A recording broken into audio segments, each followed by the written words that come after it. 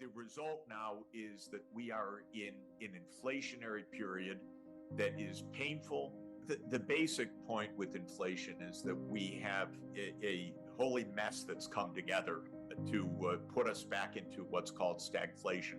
Higher prices, rising prices at a rapid pace, combined with an economy which is strong at the moment, but is absolutely going to slow down, maybe even have a hard landing. And worldwide we'll have more inflation and even another downturn. Europe probably is already in a downturn because of the war hitting Europe even harder. Well, I came into economics actually 42 years ago when I joined the faculty at Harvard University. My first book was called The Economics of Worldwide Stagflation. It was studying this kind of phenomenon.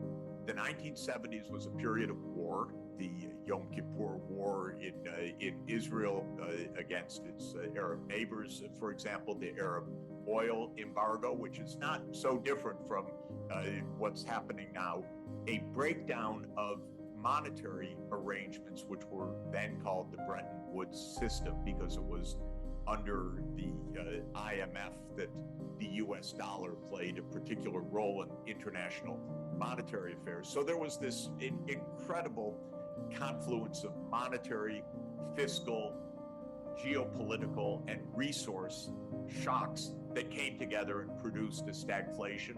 So here we are again. We are in a stagflationary mode. Interestingly, the Federal Reserve really had pumped up the money supply for many, many years, and especially after COVID hit. In fact, in two phases, one after the 2008 great crunch, the financial crisis, and then again in 2020, even more remarkably in certain ways, the Fed pumped in money and nothing really happened on inflation except Bitcoin prices went up or stock market prices went up or some asset value prices went up, but prices in the street didn't seem to go up very much. And so there was the modern monetary theory, we could just print money to our heart's content. And as a monetary economist, I was scratching my head, frankly, saying, how could the money supply go up so much and not have inflation? Well, there is some mystery to that. There remains in disentangling all of this. But I would say the following.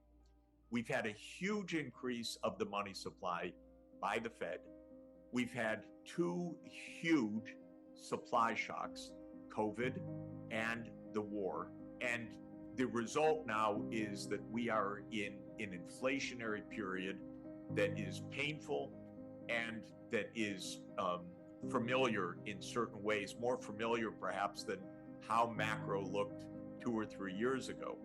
And what does all of this mean? It means, first of all, the world economy is unstable. That goes along with the war also. That goes along with the sanctions regime. That goes along with geopolitical tension. I don't like any of it because it makes everything much harder and it really hits poor countries very, very hard. So we're going to have a lot of debt crises coming up if we don't decisively take measures to head those off. Second, the inflation's likely to continue for a while because the underlying factors are not going to go away. Third, we need to sort out the basics. For me, the first basic is end this war. Second basic is end the taunting and the provocations of China, and some specific measures like the Trump tariffs that were put on Chinese goods that raised prices, by the way, but also created a trade war. Third, I've said now, I can't tell you how many decades, if we want to fund things to make our society decent, we have to raise taxes. You can't do it by printing money, and you can't do it just by debt. So this is a third point that becomes quite important. All really important good things, like decarbonizing the energy system, are affordable. By definition, we can't afford not to do them. We will completely wreck the planet. In fact, decarbonizing the energy system requires perhaps a percentage point, even arguably a little bit more than that, per year of GDP in incremental outlays maybe, okay, it could be even more than that on some accounts. That's absolutely affordable.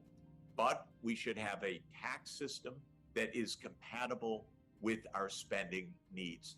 There's a lot of saving, by the way, that we should be doing in this country. I testified in Congress recently on the fact that our healthcare costs are roughly twice what they should be. We spend 2 times more than our peer countries on hospitalization days, on procedures, on medicines and so forth, because we have a quite monopolized, privately owned healthcare system in this country, which has a lot of market power to jack up prices. All of this is to say the Build Back Better agenda is right, because those are about long-term structural changes.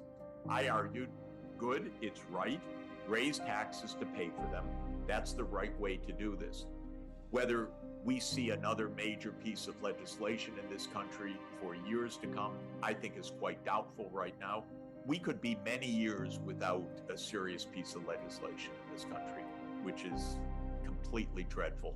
And that's why being engaged in a war with all the things we need to do is just the cruelest, misguided misunderstanding about the role of politics imaginable.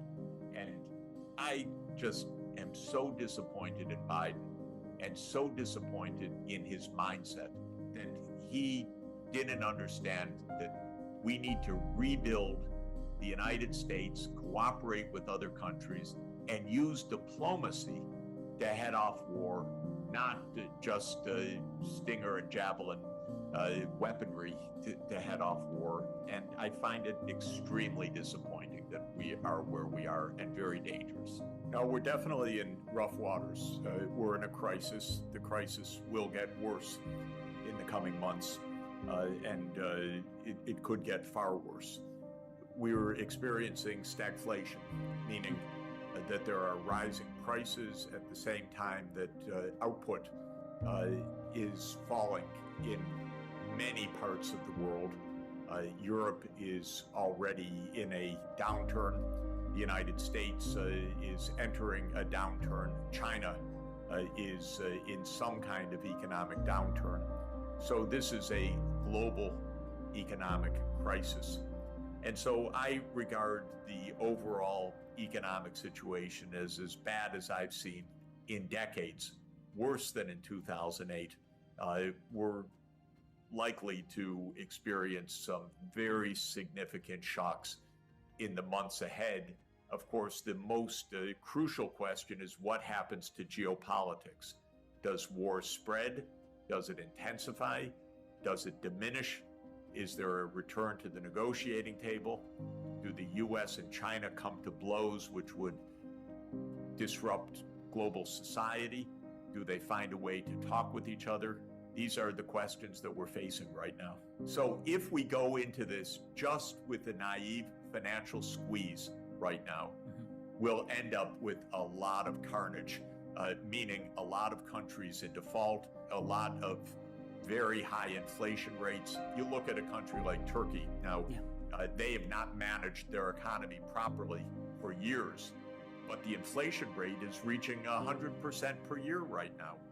Argentina, the inflation rate is reaching 100%. There will be other countries experiencing this kind of runaway inflation. Maybe Ukraine is going to have a hyperinflation by the end of this crisis. Of course, we don't know. So central banks and their wisdom or lack of wisdom will determine a lot. In 2008, the Fed and the US Treasury stupidly drove Lehman Brothers into a bankruptcy one weekend in September 2008, and it cost the whole world trillions of dollars, that technical mistake that they made. And so when you're in a crisis, the first thing to say is, these institutions are not so reliable, they're not so smart, they're not so foolproof that they necessarily avoid real damage. I'm basically saying don't print money.